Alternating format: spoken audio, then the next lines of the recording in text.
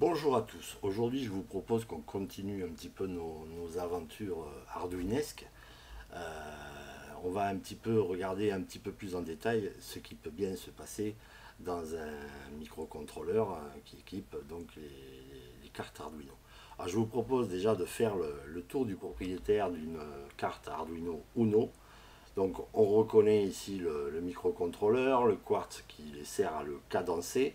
Ici, nous avons une puce qui permet de gérer l'USB et de transformer cette USB, donc Universal Serial Bus, de transformer cette USB en un bus série plus classique, plus ancien, pour l'ATmega 328B. Bon, très bien. Donc cette puce-là, elle sert vraiment à l'USB.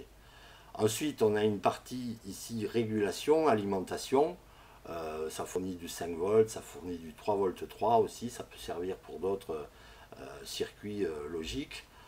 On peut alimenter évidemment l'Arduino de diverses manières. On peut l'alimenter par l'USB en 5 volts. De toute façon, le microcontrôleur, lui, fonctionne en 5 volts.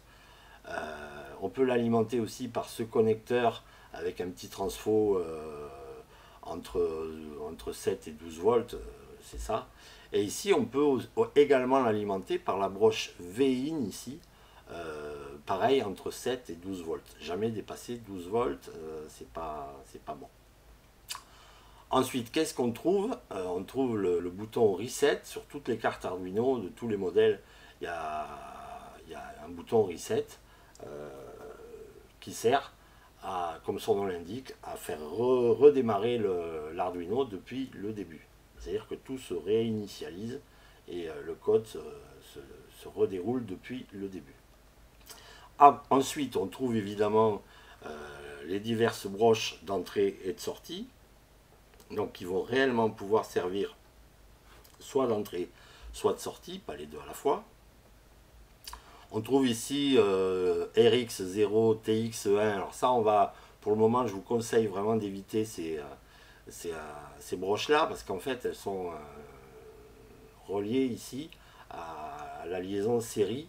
Donc ça peut créer des problèmes si on balance du code ici, que là, on a des trucs câblés, ça peut faire quelques petits soucis. Donc, nous, pour le moment, on va utiliser surtout de la broche 2, là, jusqu'à la 13.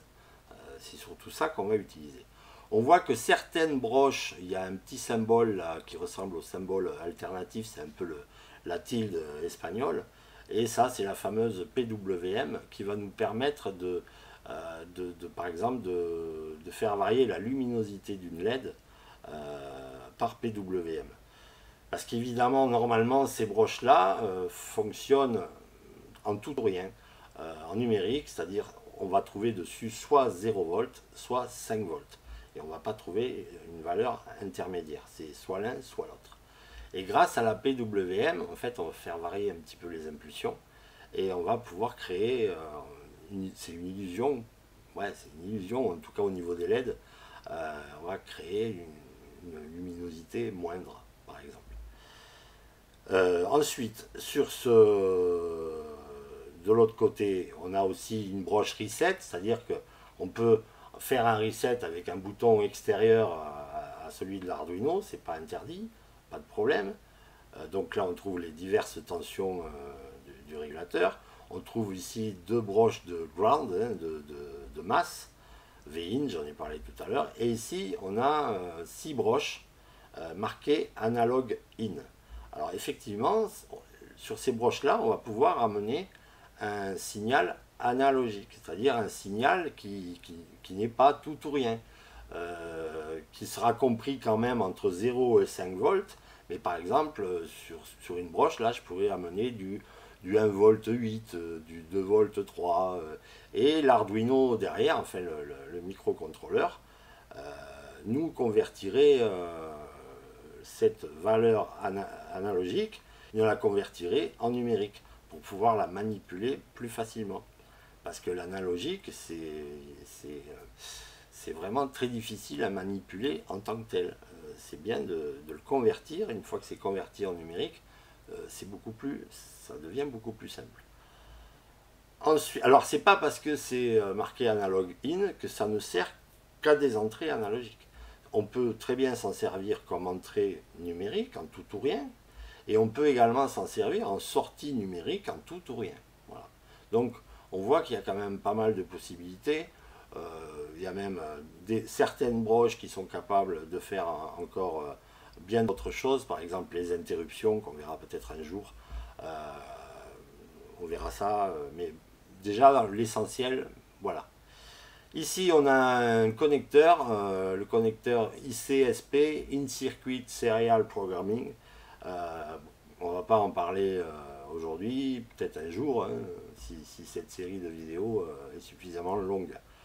Voilà en gros ce qu'on peut dire. Ici la fameuse LED built-in qui est donc montée à demeure sur l'Arduino Uno ou sur une Nano et qui correspond en fait à la broche 13. Voilà, c'est comme ça. Cette LED ici nous donne en fait l'état de la broche 13. Voilà. Ici là, une LED qui nous dit que l'Arduino est sous tension. Bon voilà, rien de plus compliqué. Ici les deux LED qui nous disent qu'il se passe des choses sur la liaison série. Hein, si ça reçoit de l'USB ou que ça envoie des choses, eh ben, ici ça va clignoter. Et voilà au niveau du tour du propriétaire. Maintenant, ce que je vous propose, c'est qu'on fasse quand même une petite révision. Ça me paraît absolument nécessaire, même si je sais que il vous tarde de câbler des trucs et tout, mais bon, il faut quand même les bases, vraiment les bases. Parce que imaginons un pilote de course qui ne saurait pas comment fonctionne un moteur à explosion. Ça pourrait être quand même un petit peu embêtant. En tout cas, je ne connais pas de pilote de course qui ne connaissent pas le fonctionnement vraiment comme il faut d'un moteur à explosion. Donc là, on va essayer de comprendre un petit peu comment ça fonctionne à l'intérieur. Et pour ça, évidemment, il faut qu'on révise un petit peu le binaire, la notion d'octet, la notion de bit et tout ça. Donc voilà, là j'ai représenté très schématiquement un octet ou un byte en anglais. Alors pas confondre byte et bit. Byte c'est un octet et bit c'est l'unité binaire de base en binaire. Voilà. Et on voit que ces bits là, ils sont numérotés depuis 0. On commence à 0. Donc ça va nous donner le numéro de rang, en fait, le rang du bit. Et on va voir qu'en fonction du rang qu'il occupe, eh bien, il peut avoir des valeurs très très différentes. Donc dans un machin comme ça, on peut imaginer qu'en fait un octet c'est un tiroir avec 8 cases dans le tiroir. Hein, un tiroir comme j'en ai pour mettre mes composants avec 8 cases. Et dans chaque case, on va pouvoir mettre soit un 0, soit un 1. Voilà, c'est très limité. Comment c'est possible? Parce qu'il va falloir qu'on code plein de trucs, y compris des caractères, y compris des lettres et tout. Comment c'est possible? Mais on va le voir là maintenant. Donc au hasard, là, je vais balancer une série de 0 et de 1 dans cet octet. Et c'est vraiment, quand j'ai réalisé les images, j'ai vraiment fait au hasard. Hein. Voilà. Donc voilà, j'ai fait 0, 1, 1, 0, 0, 1, 0, 1. Et on va essayer de comprendre ce que c'est que ce truc-là. Combien ça vaut, ça? Parce qu'a priori, c'est censé représenter un nombre. Et nous, pour nous, les nombres les plus naturels, c'est évidemment le système décimal. Donc on va essayer de convertir ce truc en décimal. On sera un peu plus à l'aise. On y va, on va essayer, mais pour ça, il faudrait quand même qu'on sache combien ce bit ici, combien il vaut, celui-là aussi, enfin tous, quoi. Ben, je vous le dis là maintenant. Si ce bit, le bit 7, là, ici, il est à 1, il vaut 128. S'il est à 0, il vaut 0. Si le bit 6, maintenant, est à 1, il vaut 64. S'il est à 0, il vaut 0. Et ainsi de suite, à chaque fois, on divise par 2, et si c'est à 0, de toute façon, ça vaut 0. C'est exactement en fait comme en décimal. Et si le bit 0 ici est à 1, ben il vaut 1. Donc on voit tout de suite quand même qu'il y a une sorte de hiérarchie. Celui-là quand même, quand il est à 1, il pèse plus que celui-ci. Ouais. Tout de suite, on peut le voir ça. On va essayer de calculer combien ça fait. Il suffit d'additionner. Dans l'exemple ci-dessus, l'octet vaut 64, donc ici 64, plus 32, plus 4, plus 1. Et tout ça, ça fait 101 en décimale. Alors, on va quand même vérifier des fois qu'on ait des doutes. Alors, on va ouvrir la calculatrice. Alors, certainement, quand vous allez ouvrir la calculatrice, elle sera en mode standard ou scientifique, ça dépend de ce que vous faites. Moi, je vous propose de la passer en mode programmeur. Et en mode programmeur, c'est quand même très pratique parce que on peut convertir de l'hexadécimal, du décimal, de l'octal. L'octal, je ne vous en ai jamais parlé, mais c'est strictement le même principe. C'est juste une base 8, alors que le binaire, c'est une base 2. Le décimal, c'est une base 10. Et l'hexadécimal, c'est une base 16. Voilà, tout simplement. Donc, je vais, là, ici, je suis sur décimal. Je vais écrire 101. Super. Et là, ici, en binaire, je convertis le truc en binaire et normalement, ça me donne exactement la même combinaison. 0, 1, 1, 0, 0, 1, 0, 1. Voilà. Donc, voilà comment c'est possible. Bon, ok, super, très bien, on est content. Donc, on va pouvoir déterminer ce qu'on peut réellement faire avec un octet. Ben, dans un octet, on peut donc écrire n'importe quelle valeur comprise entre 0 et 255. Parce qu'effectivement, si tous les bits sont à 1 et qu'on additionne tout ça, ça donne 255. Et on voit tout de suite un truc important, c'est que le bit numéro 7, là, le bit 7, c'est le bit de poids fort. Quand il vaut 1, lui, il vaut 128, il pèse. Alors que le bit 0, ici, quand il vaut 1, il ne vaut que 1. Donc ça, c'est le bit de poids faible. Oh, super, très bien. Et il y a un petit truc aussi qu'on peut voir très très vite.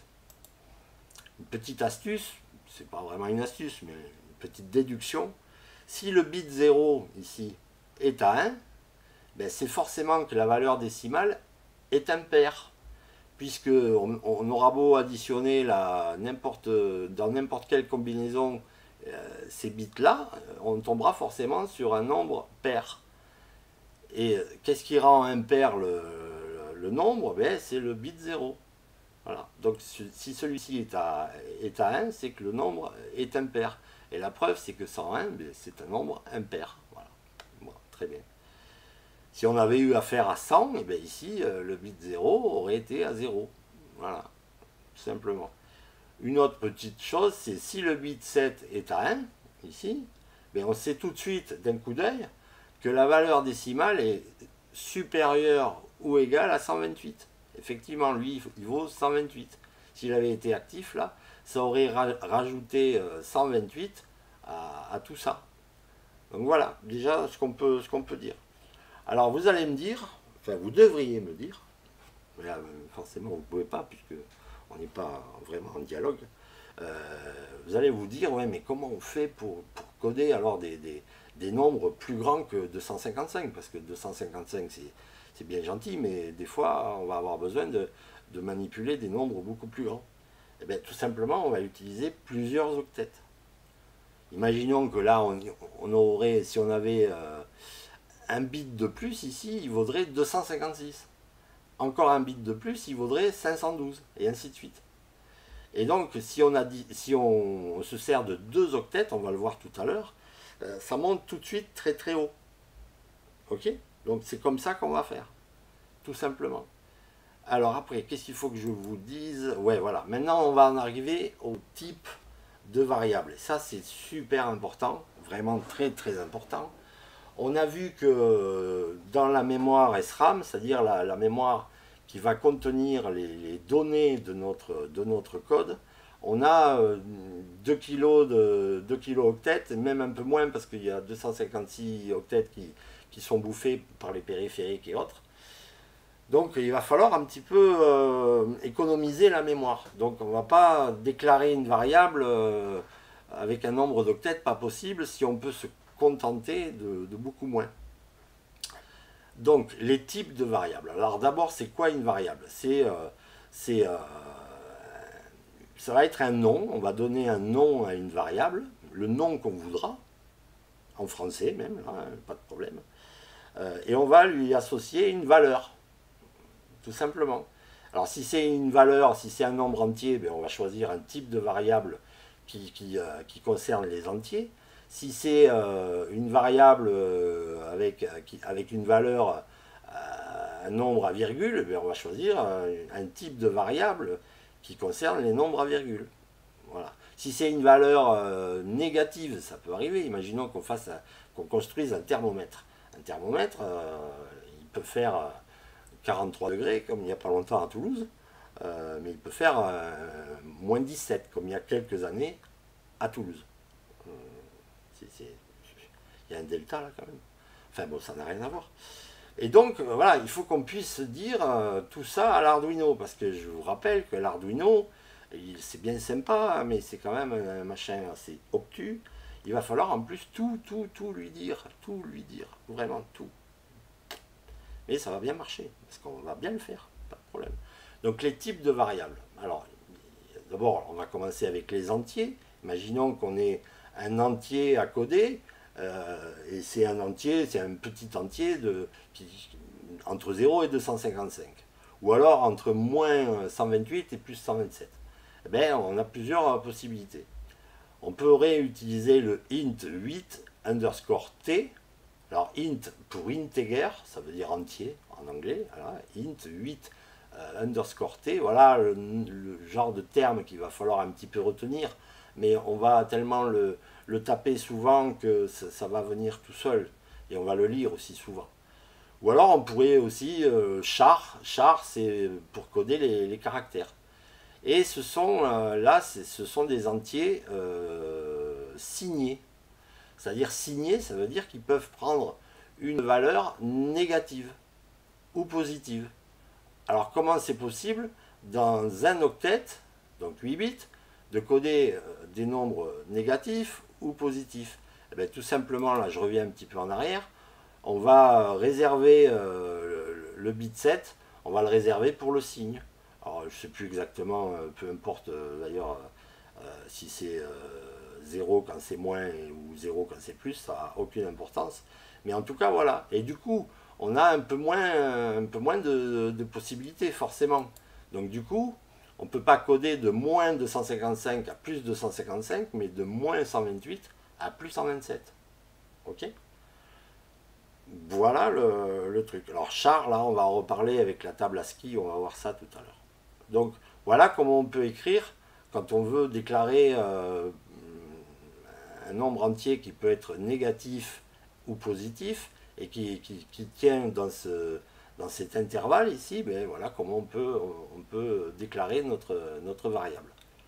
Ou alors on peut faire, si on a besoin d'un entier qui est forcément tout le temps positif, si on est sûr que dans le code il sera tout le temps positif, on peut le déclarer en unsigned int, integer, donc non signé unsigned 8 underscore t ou unsigned char. Donc là, la valeur, on l'a vu un peu avant, la valeur c'est de 0 à 255, tout simplement. Ensuite, si on a besoin de plus grand nombre, on va utiliser 2 octets, 16 bits. Donc là, pareil, le plus connu, ça vous l'avez vu certainement si vous avez déjà fait un petit peu d'Arduino, le int, ça, integer, hein, voilà, mais c'est du 16 bits déjà. C'est peut-être un peu dommage de déclarer un numéro de broche avec int,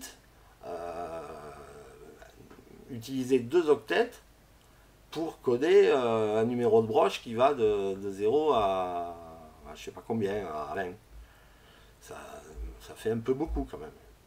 Donc il va falloir quand même faire attention à la mémoire, pas trop l'utiliser comme ça, comme s'il y en avait de manière illimitée.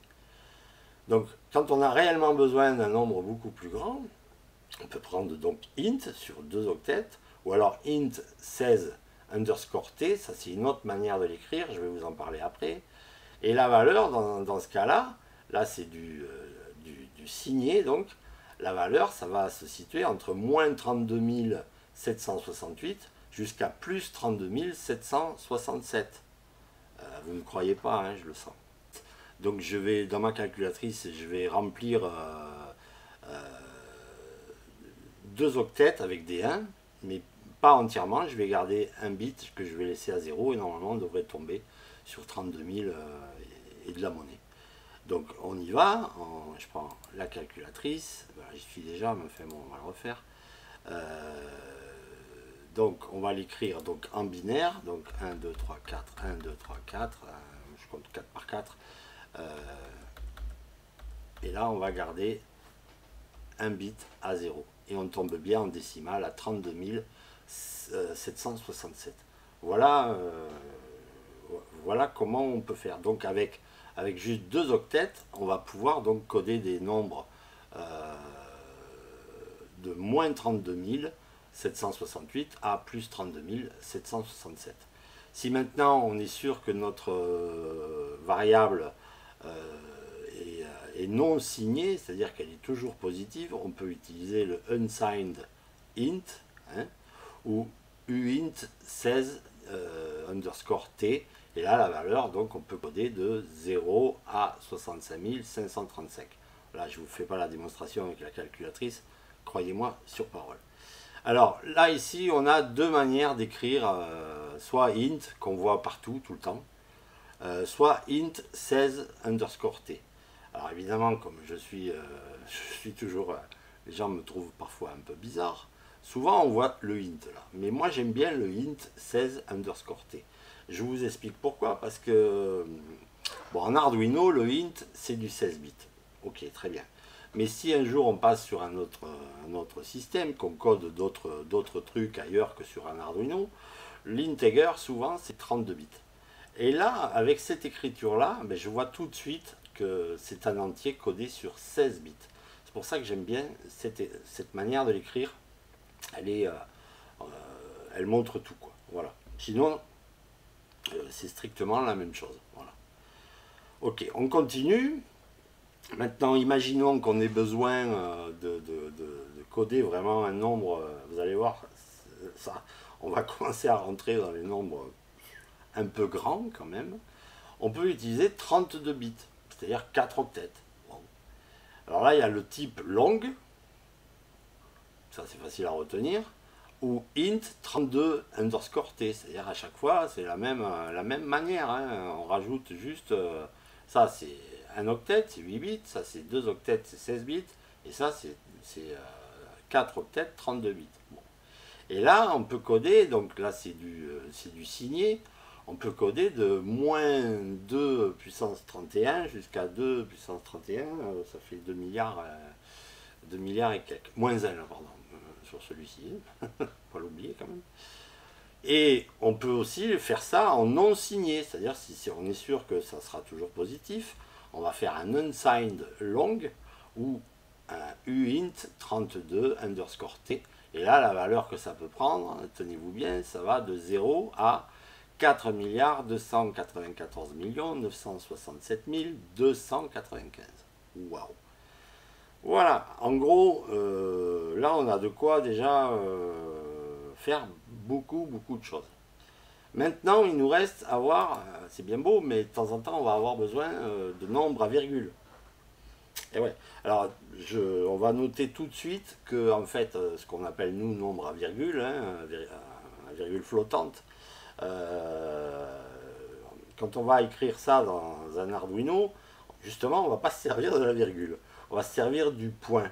On va utiliser la notation anglo-saxonne. Encore, voilà, les Anglais sont là.